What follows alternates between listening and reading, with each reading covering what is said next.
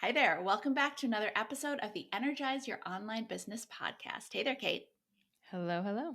Hello. Okay, today we're going to dig into a topic that I feel very passionate about, and that is the concept of why you have to remove yourself from your business to protect your business. And I think, especially for a lot of online entrepreneurs, maybe just business owners in general, the idea of removing ourselves from our business sounds counterintuitive. We've worked so hard to build this business. We're used to being in there every day. We're used to nights and weekends and all that kind of thing. And the idea of then stepping away from that and maybe even trusting other people to run our businesses can feel a little bit scary, maybe just a little bit uncomfortable, anything along that gamut. But what we're going to talk about today is why it's actually essential that you are able to remove yourself from your business. If you want your business to succeed, of course you want your business to succeed. So we're going to talk about why it is successful for your business to succeed. Yeah, and I think as a business owner, you're on 24/7. There's not necessarily a mental break for you if you are the only person running your business, or even if you've maybe hired some people but haven't actually allowed yourself to step back to take a vacation, to take a day off, to shut your brain off from thinking about your business for even 5-10 minutes, forget a day. And so, the biggest thing obviously is that this can lead to burnout, obviously. And if you are the most important asset in your business, which you are as the business owner, then if you are going into burnout town and there's, very hard to get back once you hit burnout. It's Mm-hmm. it's it's too late once you've hit burnout. Mm-hmm. Exactly, especially if your business is focused on you. And there are really kind of two parts, for me at least, there are two parts to where you need to take yourself out of the business. One is in the marketing and in the sales, and the other part is in kind of the operations, how your business runs. And we're definitely going to dig into both of these in this episode. But let's start with the marketing. I think especially for online businesses, we are very used to the idea that if I am not promoting, I am not making sales. If I'm not doing a live launch, I am not making sales. And just as we've talked before about how absolutely launching can work, but it's a precarious business model. It is also extra precarious if it depends on you and all of your business's income depends on you to be live, to be at your best, to be available, to be able to focus on absolutely nothing but that live launch or that moment when you're interacting with people who might potentially buy from you. I have heard for horror stories from people who've said, well, I do one live launch every 6 months, and the last live launch I had to do, my kids were sick. They were literally throwing up in another room and I couldn't be with them. I had to be on live because I am the person who does the live launches. I am the person who does the sales. And that's not it's not a fair place for you to be. It's not fair for you to have to make that decision between being on the camera and taking care of your children.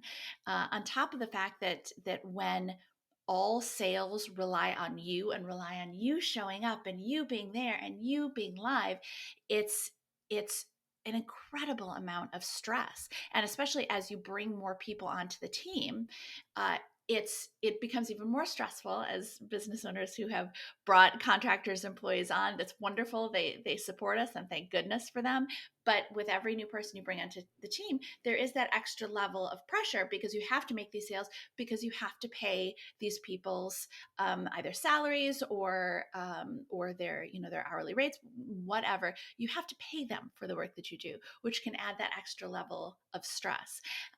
So that what just used to be a live launch is for you, and maybe you cross your fingers and hopefully it would do well, now has that extra level of stress, and it's all on your shoulders.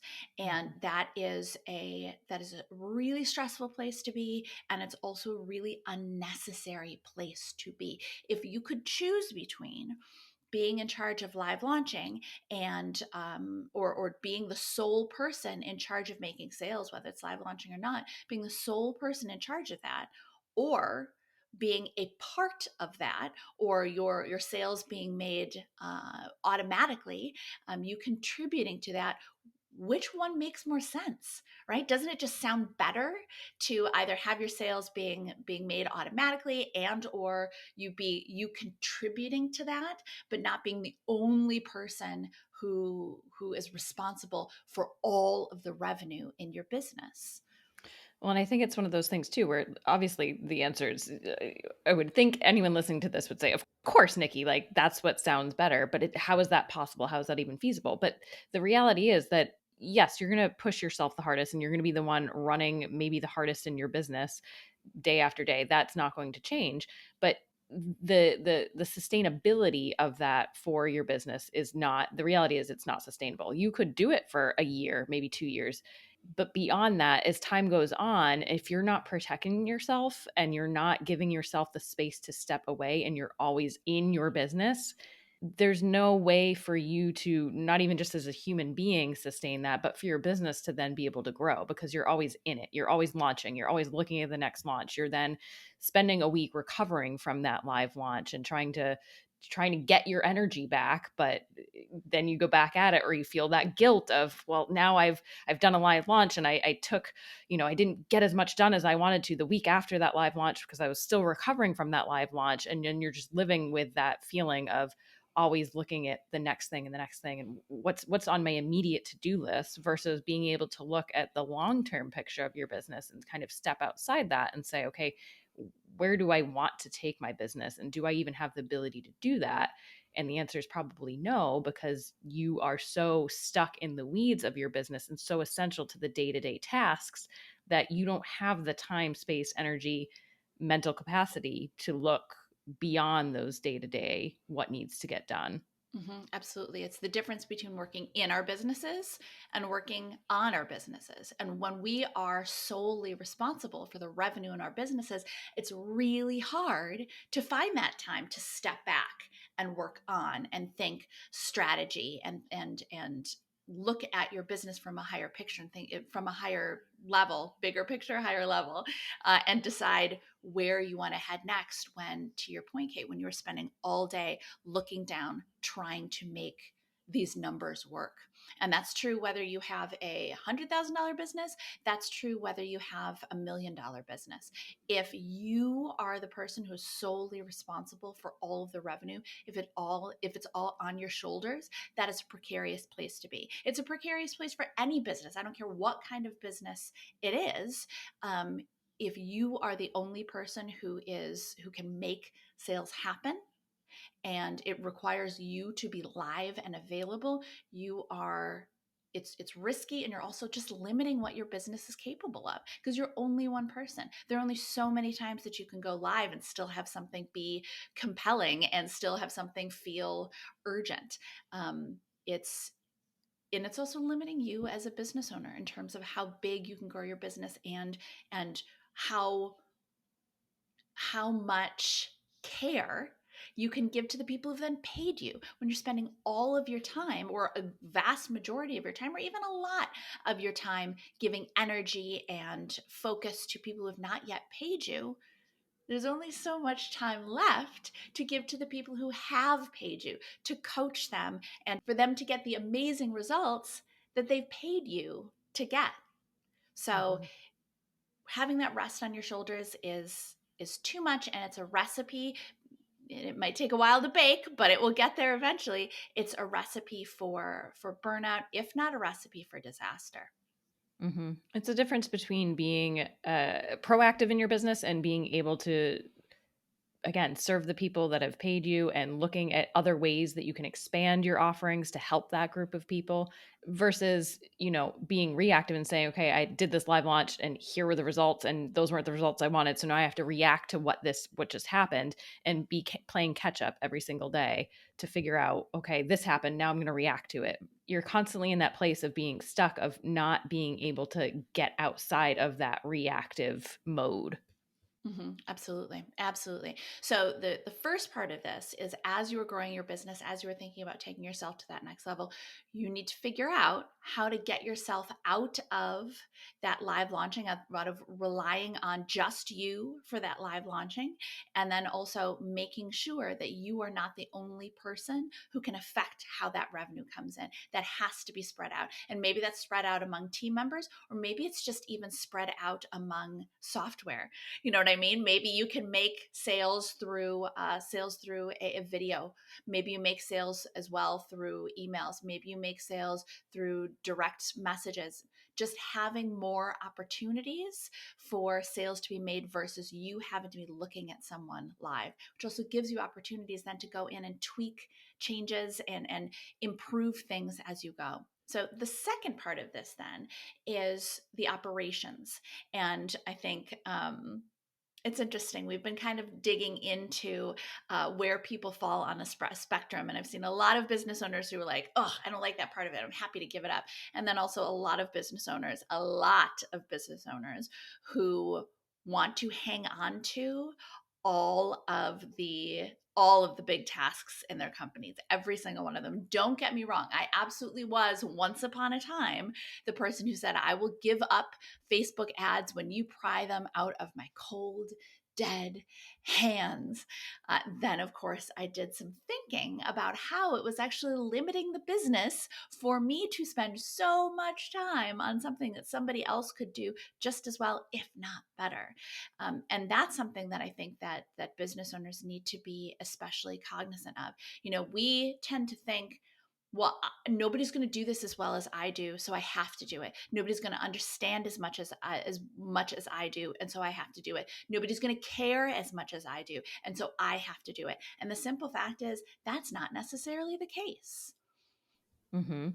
Yeah, I think it's looking at your role as the CEO and the owner of the business to say what is my role. Your role is that visionary role of where you want the company to go, what you want your team to work towards, what your ultimate goals are for the business.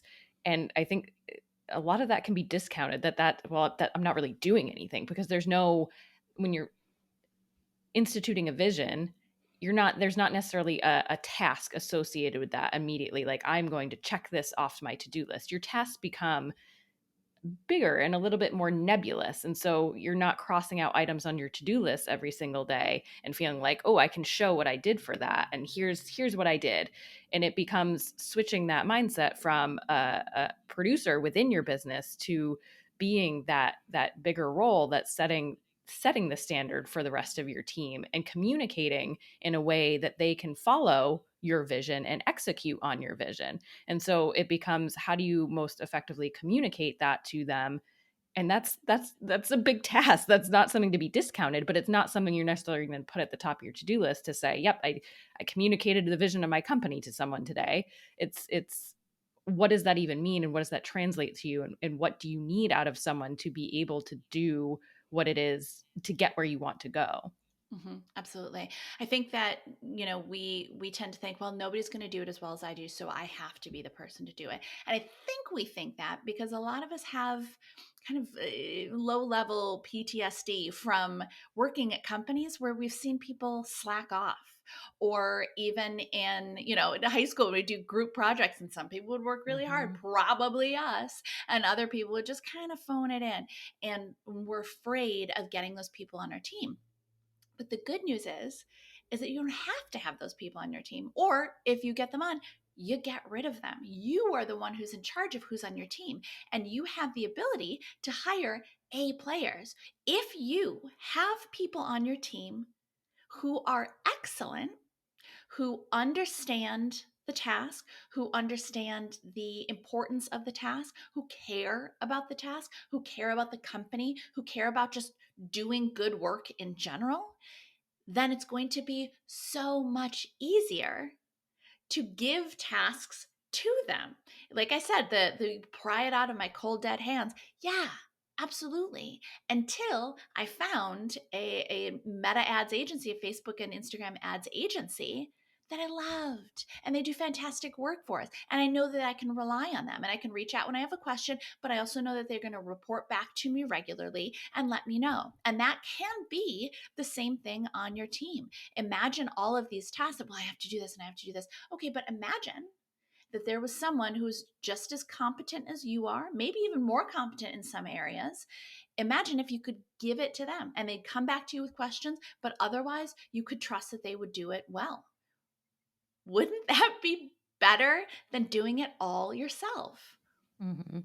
I think we rely on ourselves to be the experts at everything when that's not what we need to be. And there are people that are have specialized in a certain area that you need their help and support in. And so I think too the fact is that maybe we're hung up on the cost of what this person is going to or their 30,000, 40, whatever it's going to cost per year, and then not thinking though about how much beyond that they're going to help contribute to your business. So even if it is a 30, 40, 50,000, however much, if they're going to earn twice, three times as much back for your business, it doesn't really matter. It's worth it and then some. Not to mention the time that you get back that you can't put a dollar sign, or you can actually put a dollar sign on it. And so, wait a minute. It's not even just what they're helping contribute to your business, but then all of the time that you have to then help contribute to your business in a Mhm. higher level, in a more meaningful, impactful way. Absolutely. It is just as limiting and just as dangerous to your business as, we were talking about how dangerous it is for you to be the sole source of revenue. It's the same thing if nothing happens in your business if you don't do it. That's a dangerous place to be because things have to happen and you could get sick. Something could happen. You're not able to do it, or you're focused on if you're focused on launching, does that mean that the things in your business stop happening? It might, because if it's all on your back, it's a dangerous place to be when it is so much better. And when you think about it, it makes so much more sense to spread out those tasks among people who will all do them well. Again, I know that a lot of us were like, I'm never going to give that up, because we have a hard time imagining people doing things as well as we do them. But take a moment and just a little thought experiment.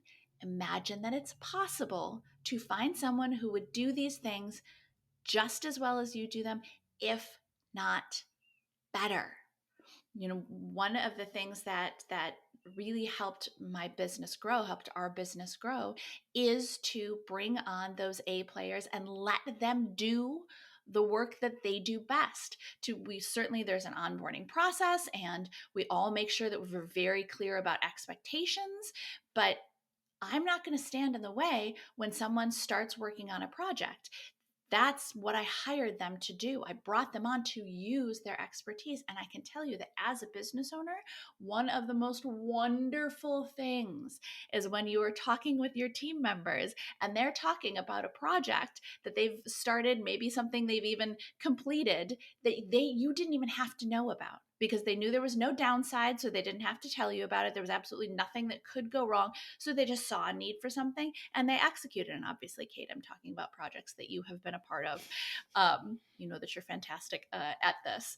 Um, but it's so freeing to know that you don't have to be the one person who's remembering all the details, thinking about all the things that we have to do, coming up with all the ideas.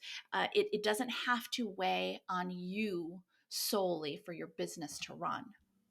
Well, and quite frankly, if it does, I feel like that's when it becomes a problem, because one person can only remember and do so many Yes. things. You only have so much time in the day. You have only so much bandwidth to remember everything that needs to get done. And so I think your thought experiment is smart in the sense that thinking about it now is when to do it before it becomes a true problem. And quite frankly, it might already be a problem and maybe you didn't realize you have a problem on your hands. But if you wait to hire the people that you need, it's just going to become harder and harder to do that. More and more necessary, but more and more difficult to step back and say, well, I don't have the time to onboard someone to do this role. Well, then, yeah, you needed them 5 weeks ago. That doesn't mean the next best time is to wait another 5 months to get them on your team. The next best time is to just rip the band-aid off and do it as soon as possible. Mhm. And the other thing is, you don't have to hire someone full time right away. And there's so many ways. There's tests that you can give them to say, okay, if I gave you this project, what would you do with this?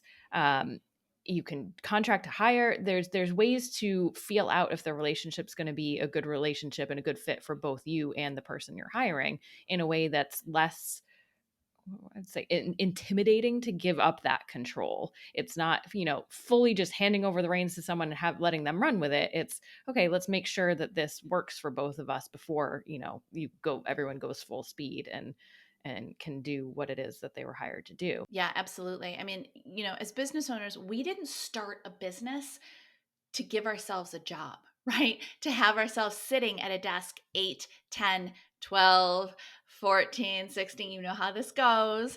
We didn't start a business so that we would be stuck at our desks. We started a business because we wanted something bigger. We wanted a different view of life, a different experience of life. And it should be that your business runs so that you can step away from your desk. You should be able to be out. I was going to say running groceries, but geez, dream bigger, Nick. Yeah. You should be able to go out taking a vacation and your business is still making sales and all of the systems are still running, customer service is still getting responses, projects are still moving along, social is still being posted, all of that stuff. You should be able to take that time away. And that is what all of us should be aiming for in our businesses. Now, I'm not saying that you have to be away from your business all the time. If you want to, certainly you can make that a goal. I do know business owners who are planning on elevating themselves out of the business, that it will still run completely with their teams and they'll kind of check in once a month. If that's your goal, awesome. But if it's not, if you're like, no, I still want to be a part of it, absolutely. But being a part of your business, leading your business, being a leader for your team and for your customers, your clients, doesn't mean that you have to be dug into all of the weeds, that you have to be in and on top of all of the projects, that you have to be responsible for all of the revenue. In fact, I would argue that you will be a much better, more effective leader if you're not in all of that. You have to protect. This is kind of getting back to what we were saying before. You are the main asset in your business and you have to protect yourself, which means that not everybody gets to touch that asset. Not everybody gets to have their fingerprints all of it, cut off a piece. I don't know, cut off a piece, shave off a piece. I don't know. It's getting very, very odd metaphor, but I think you know what I'm saying. If you're starting to get into that feeling of everybody wants a piece of me, then there's a problem because you have to protect yourself because not everyone can have a piece of you. And there need to be times when nobody gets a piece of you. You have to protect yourself because nobody else will. And these are two areas in which you need to start focusing on how you can protect yourself and how you don't have to completely remove yourself, but begin the process of stepping back in both revenue, sales in your business, and also operations in your business. Yeah. And I think one of the first ways to do that is to look at that to-do list and all the little tasks on that to-do list to say, okay, what are some of the ones that you feel least attached to, if that makes, okay, so start with the baby steps of what are some that, should a CEO of a business actually be doing this task? Mm-hmm. Ask yourself that question. And if there are other roles that could fill it, if it's a VA could do this task, great. That should immediately be taken off your list. If it's someone, an operations manager should take this task, okay, that's something to explore. If it's a social media person. And one of the other ways to find tasks that you can just immediately say this doesn't need to be on the CEO's to-do list is anything that has an if this then that scenario. So if this happens, then I do this. And maybe this is something that you haven't actually written down or actually thought of, but it's probably happening relatively often in areas of your business where if someone writes into customer service and asks this, then this happens. Or if someone asks this on an ad, then I post this, or whatever it is. If it's something that steps that someone can follow, then it can immediately be taken off your list and outsourced to someone else who can follow those steps. So if you don't have standard operating procedures for various things that you are consistently doing on a day-to-day basis, write those and then hire someone to follow those procedures. What are some of the clumps and groups of tasks that start to come out of your to-do list, of the very massive to-do list that you probably have? What are some of the ones that fill you with the least joy doing? I know, Nikki, for you, that was customer service things, and that was the first, right? And quite frankly, that's going to be the first for most business owners. Responding to customer service or responding to comments on posts or on ads or social media is one of the biggest energy drains for any business owner because we take it very personally. The positive ones, we're like, that was so great. And that lasts for about 5 minutes. The negative ones, and let's face it, there are some super special people out there in the world commenting or emailing. The negative ones can knock us out for hours. And we don't have that kind of time. So I agree, Kate. Anything that you don't like, if you don't like to do it in your business, how can you find someone to help you with that? Doesn't even necessarily mean at this point in your business they take it over completely, but just someone to help you with it. And if it's something that drains your energy and takes up more time than it should, takes up more brain space than it should, that's also something that you need to look to offload as soon as possible. You don't need to hire a sales team immediately. You don't need to hire, and maybe never at all, if you automate your sales. You don't need to hire a full, what's our team now at? 13 people. You don't need to hire a full 13 person team in order to get yourself to a place where you're not constantly working on your business. You're going to, like with anything else in our business, we do everything step by step. But the most important thing is to start taking that step and understanding that the goal is to take yourself out of certain parts of your business. Maybe not permanently, maybe not 100% of the time, but give yourself the ability to be out of it so that you can enjoy the rest of your life. You should be going on vacations. You should be taking afternoons off because you feel like it and you want to go see a movie. You should be able to do that because that's what we built the business for. We built our businesses, yes, absolutely, to help our clients and have customers, but we also built our businesses to give ourselves and our families a better life as well. And it's not a better life to be sitting in front of your computer for 16 hours. It's a better life to be able to step away and interact with the people that we love, or, crazy idea, just doing something for you that feels fun. Mm-hmm. Yeah. So that hopefully gave you a lot of things to think about, maybe some things to evaluate in your business. At least one thought exercise that I would strongly recommend that you spend some time with. And so with that, we'll catch you guys in the next episode. Bye, everybody. Thanks for tuning in. Do you want to learn how to sell and scale your offer on autopilot every single day without the chaos of live launching or the low conversions of Evergreen? Who doesn't, right? Get our free on-demand video training at circuitsalessystem.com/free. And of course, don't forget to subscribe to this channel to make sure you never miss a video. We'll catch you next time.